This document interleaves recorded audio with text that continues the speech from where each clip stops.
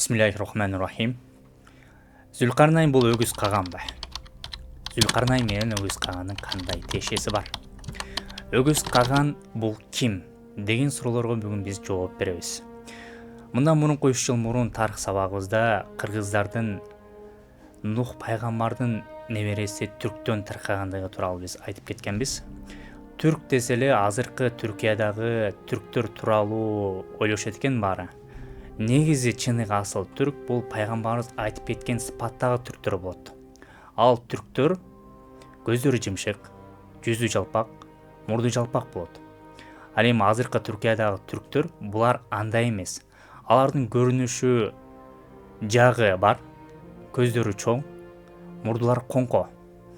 Алардын аты түрк болгону менен алардын заты түрк эмес. Заты түрк булар көзү жымшык, бети чалпак адамдар, тагырага элдер. Тарыхчы Абылгазинин Түрктөрдүн санжарасы аттуу деген китебинде өгөз каган Нух пайгамбардын небереси түрктөн таркалгандыгы тууралуу айтылат. Кыргыз тарыхчысы Осмоналы Сыдык уулунун Мухтасар тарихи Кыргызия деген китебинде дагы кыргыздар Нух пайгамбардын небереси түрк адынан таркалгандыгы тууралуу айтылат. Керек болсо биздин билимдүү аксакалдар деле ошол Нух пайгамбардын небереси болгон түрк ададан таркалгандыгыбыз тууралуу бизге айтат. Мекке жана Мединадагы арабтар, тагыраагы Хижаздагы арабтар бул Ибрагим пайгамбардын уулу Исмаилден таркалгандыгы айтылат. Алар Исмаил пайгамбардан бир канча урпакка чейин бир Кудайга сыйынып келген. Кийин биздин доордун 2 же 3 кылымында Амир ибн Люхайдын тарабынан ошол жердеги арабтар бутпараска айланган. Ал Амир ибн Люхай Шам жергесине барып бир ташты көтөрүп келет дагы Мекке жана Мединадагы арабтарга ошол Кудайга сыйынгыла деп бутпарастыкты ташка сыйынганды, сөлөкөткө сыйынганды үйрөтөт. Дал ошол сыяктуу эле бизде деле ошол Нух пайгамбардын уулу Йофастан баштап Аланчы ханга чейин бүт көчмөндөр бир Кудайга сыйынып келген. Ошол Аланчы хандын заманынан баштап көчмөндөр адаша баштаган. Жалгыз Кудайдан адашып бут буркандарга сыйына башташкан. Аланчы хандын урпагынан бара-бара Карахан пайда болот. Карахандын уулу болсо бул өгүз каган болот. Карахандын заманында бүт бардык көчмөндөр адашкан болуп, бут буркандарга сыйынган болот. Карахан бир аялга үйлөнүп, андан өгүз каган аттуу балалы болот.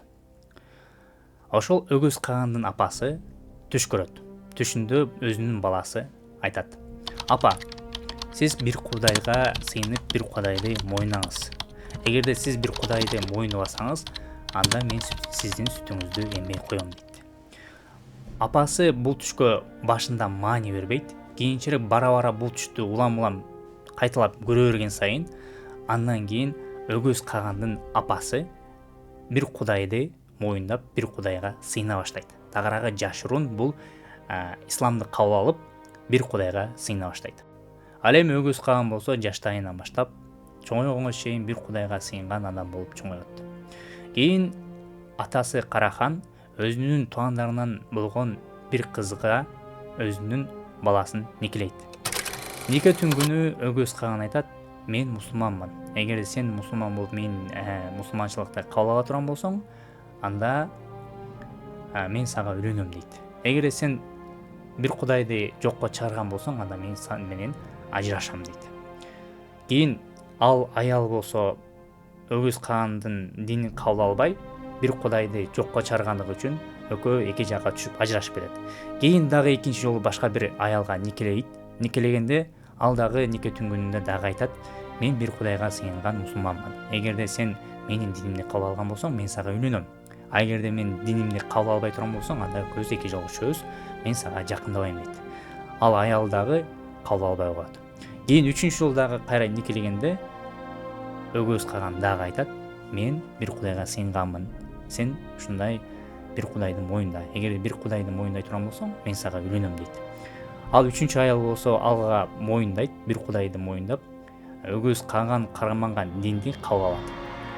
Кийин өгөз каган ошентип тиги аялга үйлөнүп өзүнүн айлана чөйрөсүндө бир кудайга сыйынган көчмөндөрдү чогулта берет.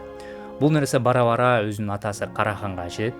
Атасы Карахан болсо бул бутпарас болгон болот. Бир кудайга сыйынбаган, адашкан хан болот. Өзүнүн баласынын ошондой нерсесин көрүп туруп, өзүнүн баласын жок кылуу үчүн өзүнүн баласына каршы жүрүш, жортуул жасайт. Муну уккан Өгүз Каган баласы атасына каршы согушка чыгат дагы экөө согуша баштайт. Аллахтын жардамы менен Өгүз Каган өз атасын Караханды жеңип, бүткүл көчмөндөр топтойт дагы, анан ошол жерде бир кудайга, бир жалгыз Теңирге сыйынганды тарата баштайт. Өзүнө күч топтоп, Өгүз Каган жердин батышына, чыгышына, түштүгүнө, ар кайсыл жактарга жортуул жасап багындыра баштайт.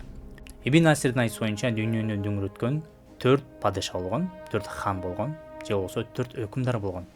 Экөөсү мусулман, ал эми экөөсү болсо бул мусулман эмес. Эки мусулман, булардын бирөөсү болсо бул Сулайман алейхиссалам болгон болсо, экинчиси бул Зүлкарнайн болгон. Ал эми эки капыр мусулман эместерден болсо, бул биринчиси бул Намрут болгон болсо, экинчиси болсо бул Бухтунасар же болбосо Навуходоносор болгон. Бул төртөө дүйнөгө дээрлик бүт бардыгын ээлеп өзүнүн өкүмдарлыгын кылган. Аллах Таалам аларга ушундай өкүмдарлыкты берген.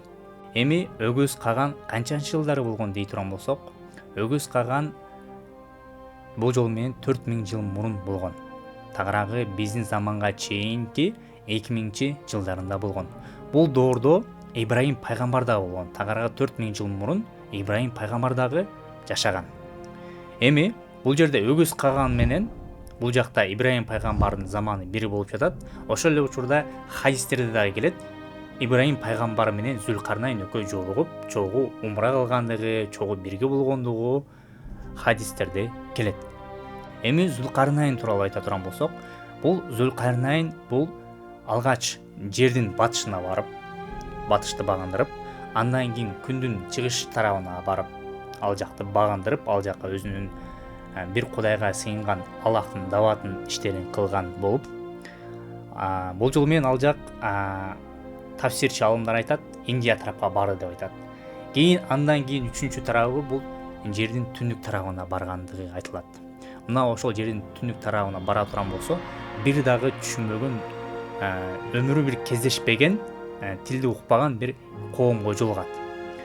Бул жол менен алымдар айтат, алар кытайлар болушу мүмкүн дейт. Мына ошолор анан Зүлкарнайнга айтат: "Эй Зүлкарнайн, бизди ушул Яжуж Мажуж деген коом бизге ушундай күн бербей жатат. Мына эки тоонун ортосунан биз тарапка келет. Сен эгерде ошол эки тоонун ортосун жаап берген болсоң, биз сага акчалай сыйлык беребиз" дейт. Зүлкарнайн болсо айтат: "Силердин мага акчаңар кереги жок, мен бул нерсени Аллахтын ыраазычылыгы үчүн кылам" дейт дагы. Эки тоонун ортосун дуал кылып туруп, куюп, коробошун темирден кылып туруп жаап коет. Мына ошол жерден Яжуж Мажуж коому өтө албай калат.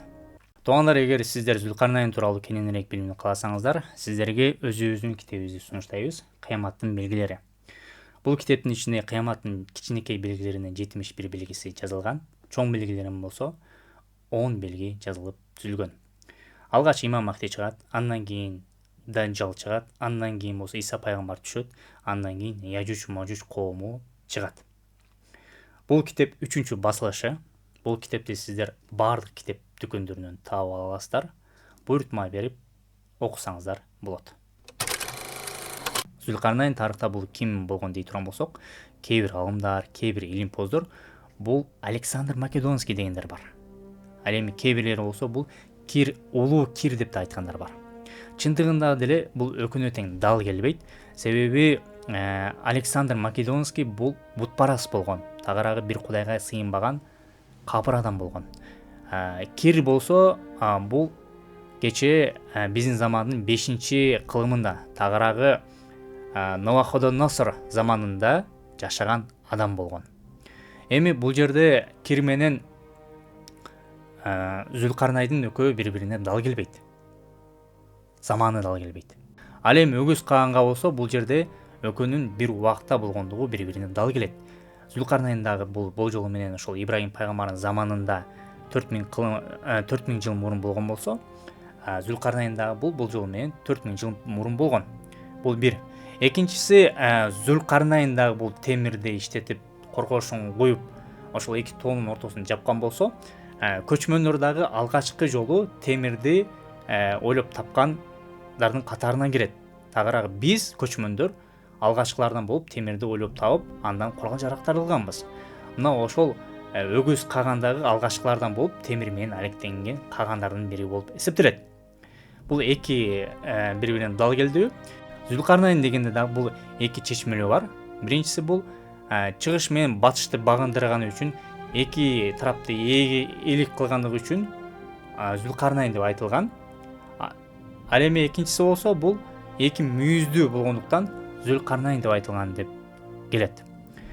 Өгүз каганды дагы биз карай турган болсок, өгүз кагандагы бул эки мүйүздүү болгондугу айтылат жана өгүз кагандагы ошол түндүктү, түштүктү, батышты, айтор жердин ар тарабын багындырганы тууралуу айтылат. Ошол эле учурда Зүлкарнайындагы бул Нух пайгамбардын уулу Йофастан, Йофастын уулу Түрктөн таркагандыгы тууралуу айтылса, өгүз кагандагы ошол Нух пайгамбардын небереси Түрктөн таркалгандыгы тууралуу айтылат. Бул жерде 5 дал келүү болду. Ошол эле учурда өгүз каган менен Зүлкарнайн экөө бир адам экендигин тарыхчы Нешри дагы далилдеп айтат. Дагы Осмондордун үй бүлөсү деген китебинде Зүлкарнайн менен өгүз каган бир экендиги тууралуу айтылат. Биз билебиз, пирамида бир гана Египетте эмес, Суданда дагы бар, жана башка Африка мамлекеттеринде бар. Мына ошол пирамида дагы Кытайда дагы бар. Кытайдын пирамидасынын ичинде көптөгөн көчмөндөрдүн тарыхый архивдери сакталып жашырылган. Мына ошол пирамиданын ичинде өгүз кагандын эки мүйүздүү аскердик тулгасы жашылган бар экендиги кабардалат. Муну Кытай бийлиги жашырып сактайт. Ал нерсе ашкерей болуп кетүүсүнөн кооптонот.